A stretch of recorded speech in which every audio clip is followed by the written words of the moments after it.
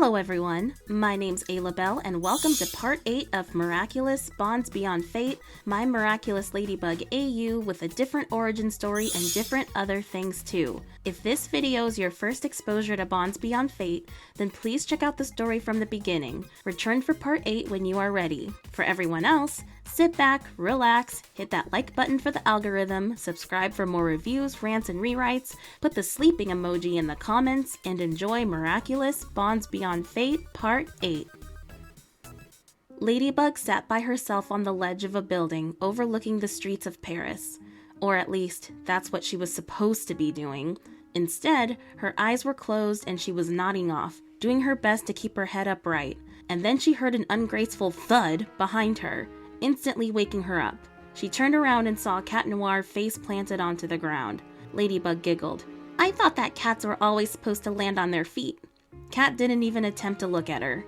Regular cats get to nap and recharge. With a grimace, he held his head up. How are you holding up so well, m'lady? Fake it till you make it, kitty. Fake it till you make it, she sighed. No, but really though, I'm exhausted. Any luck? Cat Noir finally got up and joined Ladybug on the ledge. None. It's so weird how my dad's able to get into people's heads from a distance like that. He doesn't even have to be near them. That's kind of cheap and unfair if you ask me. He can be hiding literally anywhere. Cat groaned. Oh, why did we have to live in Paris with millions of people? Ladybug smiled at him. You'd rather we live in a remote village in the middle of nowhere? It would make things so much easier, Cat told her. Though I wonder how my dad's fashion designs would change in that kind of environment. Ladybug giggled. I'm glad you've come to a place where you can joke about it a bit. Her expression became softer. I do worry about you often, you know. Cat Noir sheepishly scratched his cheek. Thanks for caring. I just figured being down all the time won't help my situation. I want to be as optimistic as I can. With you by my side, we'll definitely win this fight. I wish we'd win, faster. He yawned. I have no doubt we'll win, kitty. But still, you can always talk to me if you need to. Cat smiled back at her. Thanks, Bugaboo. Ladybug blinked in confusion. Bug-a-boo? Did you just call me Bugaboo? Yeah, I was thinking of another name besides M'lady since M'lady sounds super formal, which is fine sometimes since you're classy like that, but I wanted to think of something cute, and Plaid gave me that awesome idea. Bugaboo is an adorable name for you. Ladybug stuck out her tongue in disgust. Ew, no! I might be exhausted, but I'll never be so tired that I'll accept being called, Bugaboo. It's so cringy. Cringy in a cute way? Cat Noir tilted his head towards her, showing his big shiny eyes. She grinned at him. The attempt is cute, but the name itself is just cringy. M'lady is fine, though. It makes you sound super fancy when you say it. Cat Noir shrugged. Maybe the name will grow on you later on. Ladybug shook her head and sighed while still grinning. Anyway, how are things with Chloe? She's still not talking to me. It's been a whole week. I had no idea she can get that mad. Ladybug frowned. You don't know her the way I know her. And Cat responded, You don't know her the way I know her. She's not an awful person. She just has some issues to work out. Ladybug sighed. That's putting it lightly, but you know her better, I guess. I'm in no condition to debate about her. I am utterly pooped. Same. It feels like we've been doing this forever now and it's barely been a month. I'm all for saving the day, but Hawkmoth has been relentless this entire week. I had no time to study for my math test, Ladybug complained. We're gonna get sloppy if something doesn't let up. What can we do? Cat asked. There's not much we can do. It's just you and me doing this, and we're completely new to this whole miraculous world thing. We're in over our heads. Didn't Master Fu say that we can ask for help? Yeah, he did, Ladybug remembered. We should probably go check in on him tomorrow. If Hawkmoth will allow us to, that is. She stood up. In any case, I'm gonna retire for tonight. Cat sleepily smiled up at her. Aw, but I was so enjoying our time together. If I stay here any longer, you'll see my grumpy side, and you don't want to see that, she jokingly told him. All of your sides are adorable, m'lady. Ladybug turned her head as she could feel herself blushing. You, you can be so silly.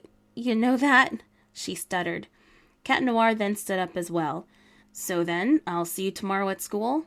She turned back around to face him and nodded, holding up her fist. Of course. Just try not to sleep in this time. He gave her a fist bump. Same to you, Ladybug. And with that, they parted ways. At his unknown hideout, Gabriel sat down on a padded chair, staring off into space as if lost in thought. His Kwame, Nuru, floated next to him, timidly looking down, seemingly too afraid to say anything. Natalie walks up to him, carrying a cup with a steaming liquid. Floating next to her was her own Kwame, Dusu. Here's your green tea, Gabriel, she said while handing it to him. It's piping hot, so drink up, Dusu cheerily said. Gabriel ignored the Kwame. Thank you, Natalie. He took a sip. Of course. I hope it'll soothe you enough so that you can have a good night's rest. I appreciate it. After all, there's still so much more work to be done. If I may ask, Natalie began to say, how come you have increased the production of Akamas? When this all began, you'd only send one out every few days or so.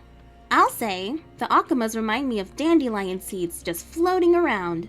Dusu zipped around. He then suddenly became a bit less energized. It makes me kind of sad they're being used like this, though. Why are things turning out this way? Natalie glanced over at Dusu. Hush now, Dusu. It's time to sleep. Okay. The Kwame immediately perked up and then landed on Natalie's head, falling asleep almost instantly. Natalie, giving a small grin, reached up and patted his head lightly.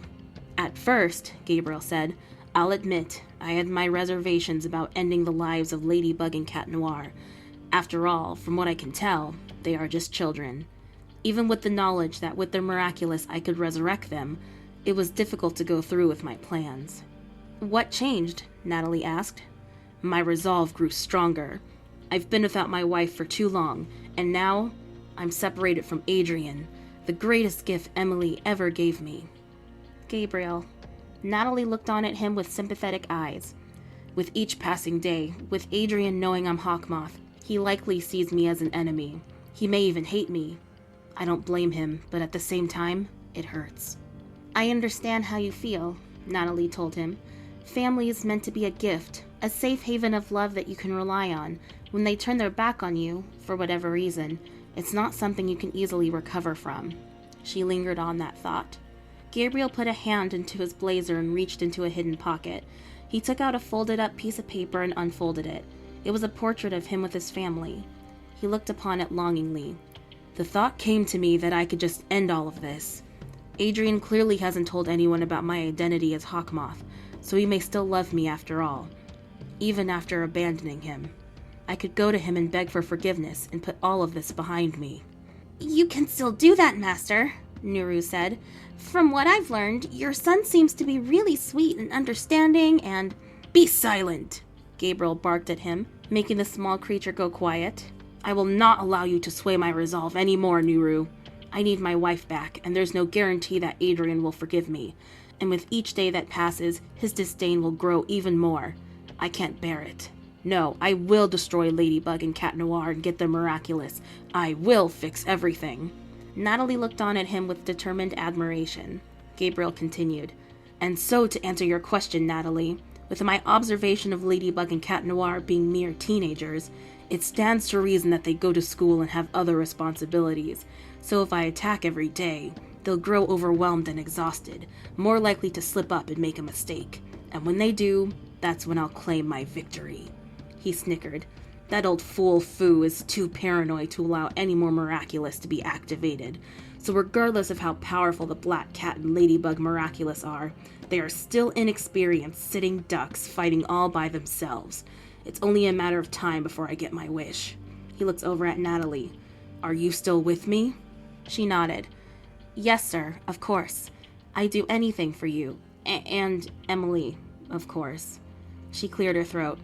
In any case, won't it be tiring for you to scope out the city every day? It's a small price to pay. Besides, I'll have times like this where I can rest. And I have you by my side to assist me if anything becomes too much. To this statement, Natalie blushed a bit. And so the night continued on, everyone attempting to get the rest they needed to face whatever was to come the next day. The next day at school, Mari, Adrien, and their classmates were all sitting in their seats listening to a lecture. Marinette's eyelids were heavy and she struggled to keep them open. Her head would dip and she'd jolt back up only to go through the routine again. Adrien and Alya subtly glanced over at her, both concerned. Nino wasn't present that day. Eventually, Mari gave in to her exhaustion and gravity brought her head down onto the table with a loud bam, instantly waking her back up and drawing the whole class's attention onto her. She blushed with all of the eyes staring at her and tried to sink into her chair. Miss Bustier, who had been keeping an eye on her, stopped the lecture and addressed the tired girl. "Marinette, are you all right? You've been falling asleep all morning." Mari yawned. "Yes, ma'am. I'm okay, just a little out of it is all. I'm sorry for disrupting the class." Miss Bustier walked up to Marinette and placed a hand on the girl's forehead. It doesn't feel like you have a fever, but just in case, I want you to go to the nurse. Maybe you just need some rest." Mari shook her head. No, ma'am. That's totally unnecessary. I'm fine. I can stay." "Don't argue.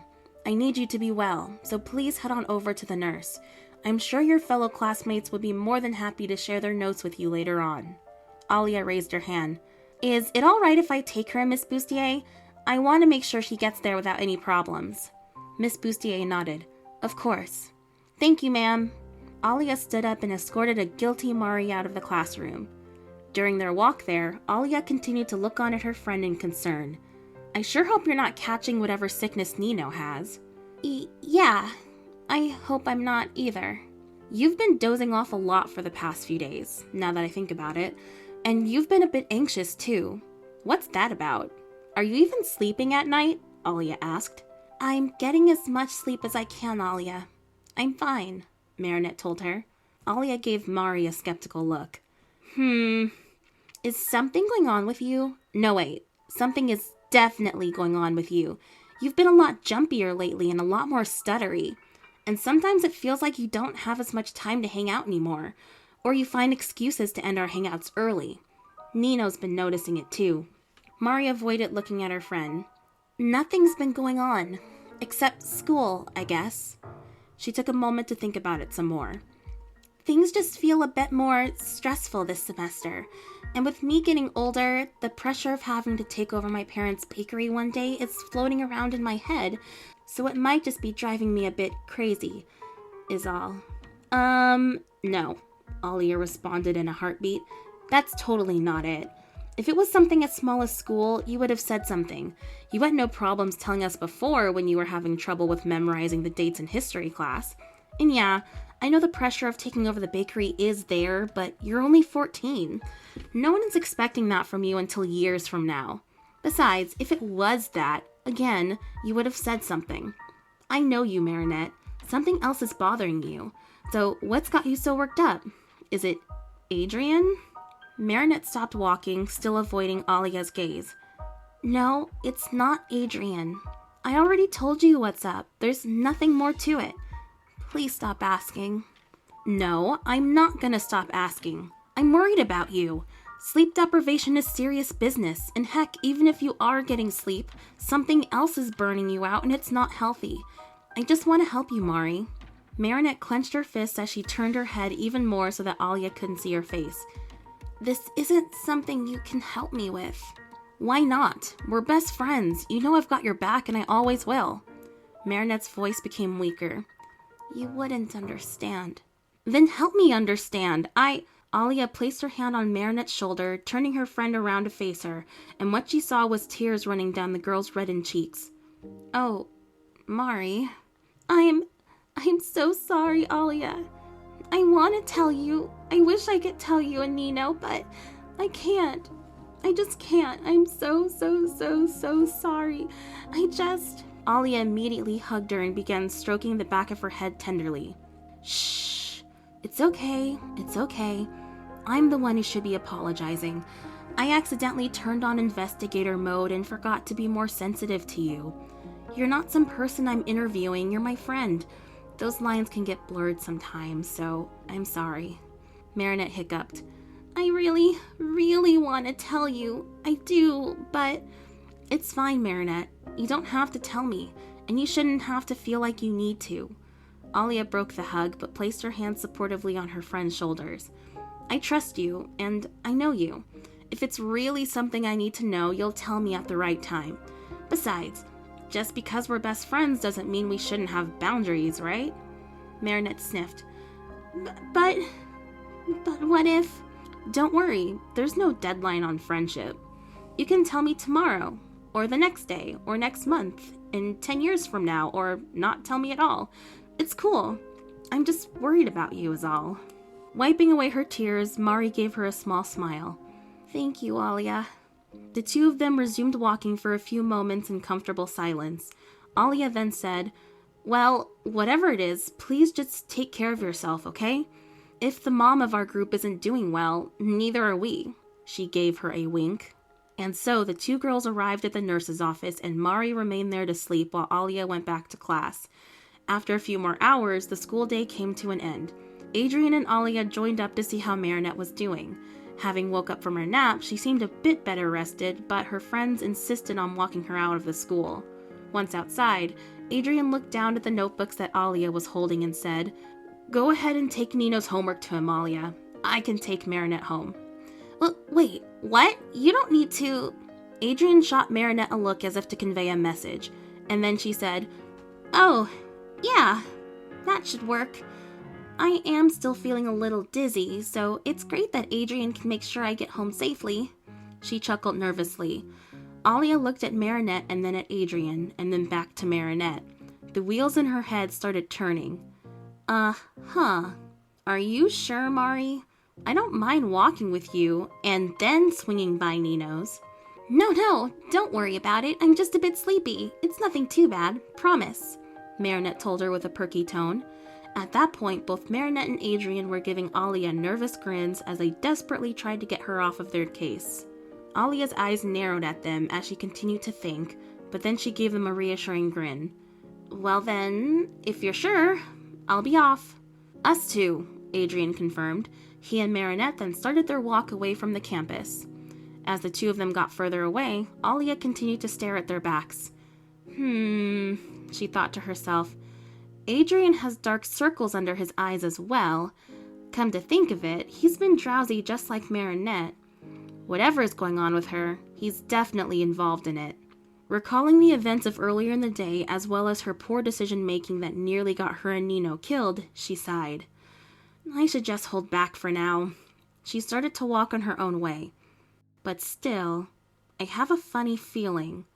I wonder... A bit later on during their walk, Marinette groaned. I hate keeping secrets from Nino and Alya. It's not fair. Tiki popped her head out from Marinette's mini purse. I know it's hard, Marinette, but the situation with Hawkmoth is dangerous. It's best to not get them involved. I don't see what the big deal is, Plag added as he popped out as well. It'll be one less thing to worry about. Tiki puffed her cheeks. The big deal is that if they ever get akumatized, Hawkmoth will have a direct line to Adrien and Marinette, and we can't have that. Sure, but what if Adrien or Marinette ever get akumatized? It'll be game over in that case as well, Plag said. You can't live life in fear, or else you'll never discover that stinky cheese actually tastes delicious. Tiki shook her head. Of course, you brought this back around to food. Marinette groaned again. Why does this have to be so complicated? I'm sorry, Marinette. It must be really hard keeping all of this from them, Adrien told her. She sighed.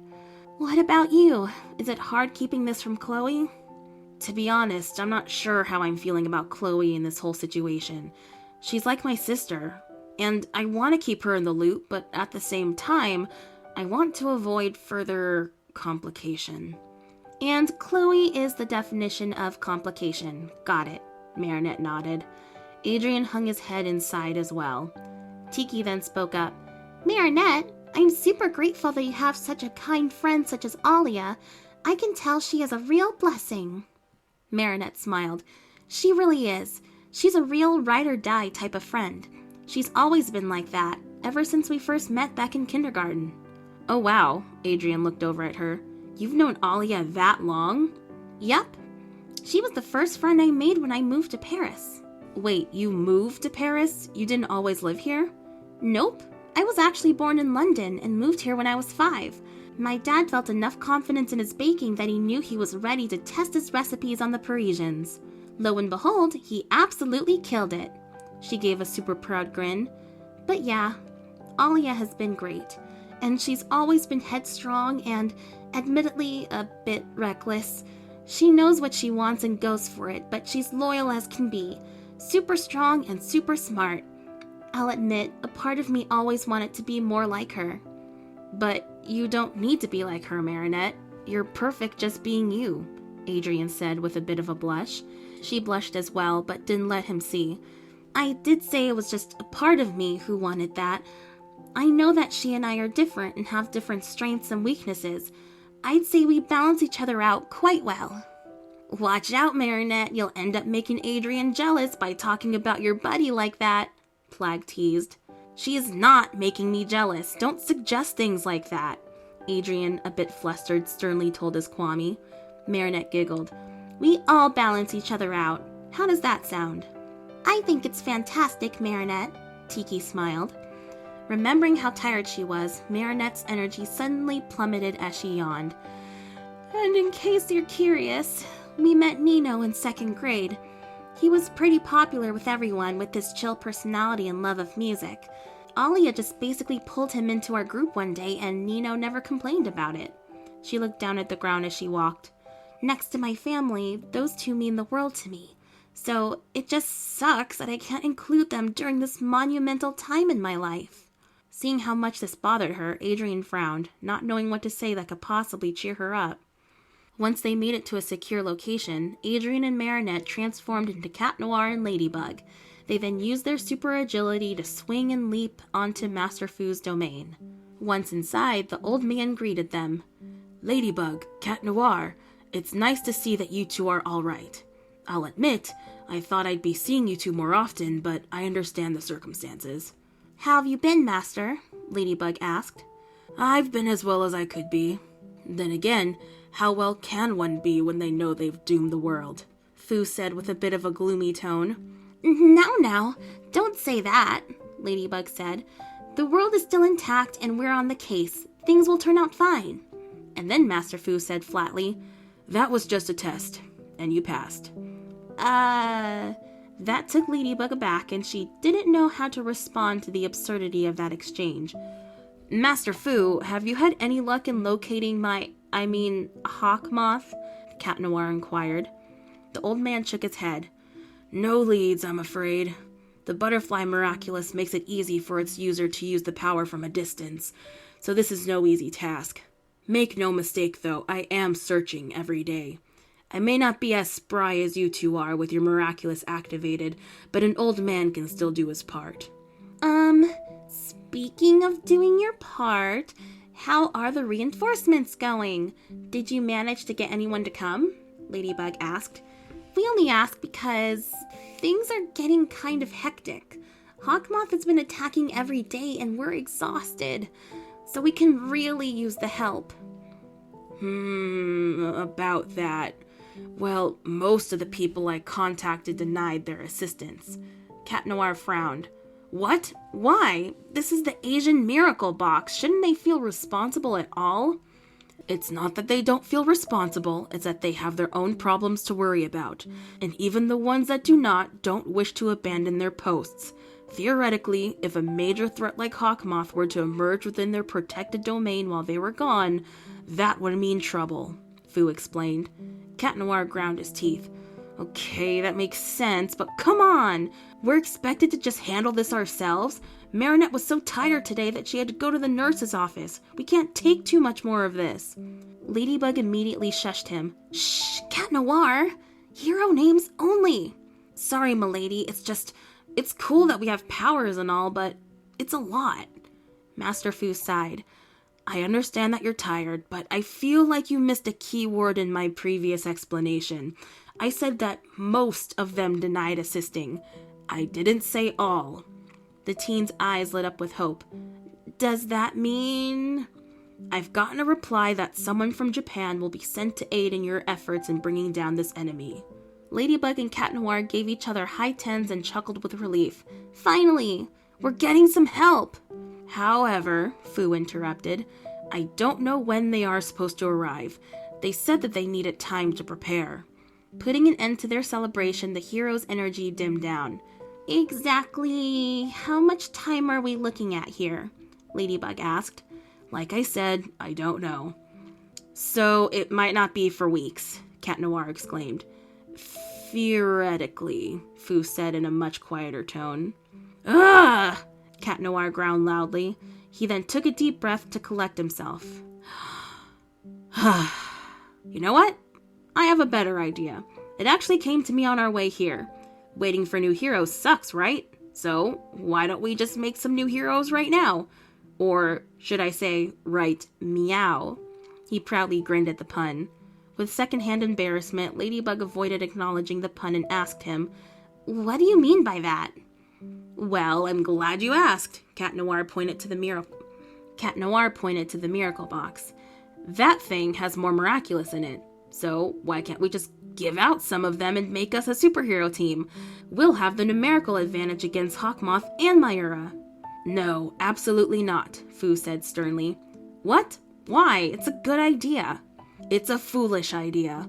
All around the world and throughout time, miraculous holders were only given the honor of becoming miraculous holders after fully understanding what they were getting into.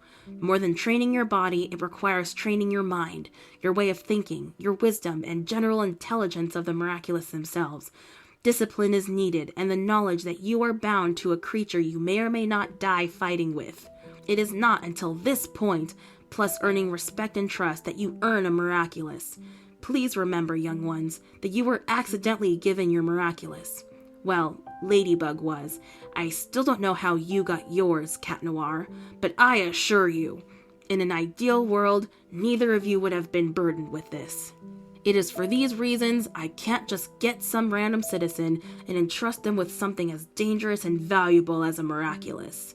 Cat Noir nodded. Okay, but hear me out. What if the new holders weren't random citizens and instead were, say, our trusted friends? Ladybug looked over at her partner in shock. Our friends? You don't mean... Fu shook his head. Still no. Besides, if I were to hand out the miraculous to random citizens, they wouldn't be undisciplined children. Seeing the unapproving look on Cat Noir's face, he added, Not that I don't think you two are considerate and hardworking, but the fact of the matter doesn't change. I won't put anyone else in danger. With all due respect, Master Fu, everyone is in danger, Ladybug said. Hawkmoth is literally trying to kill us and will take down anyone if it means getting our attention so that we show up and try to fix the problem. We can't ignore it, or else innocents will die. But if we continue to fight by ourselves, we might die. Both of these options are bad. She took a step closer to the old man. I agree with Cat Noir. We need help now. We're gonna make silly mistakes that could cost everything if we don't get the relief we need. Besides, we'd have more people to look for Hawkmoth, thus ending the problem faster. I know it's a lot to ask, but please... I said no! Master Fu raised his voice. This made Ladybug go silent. The old man sighed. I'm sorry, you two. You'll just have to wait until help arrives. I believe in you, so stay strong. Frowning, Ladybug turned around and ran out of Fu's house. Glaring once more at him, Cat Noir followed her.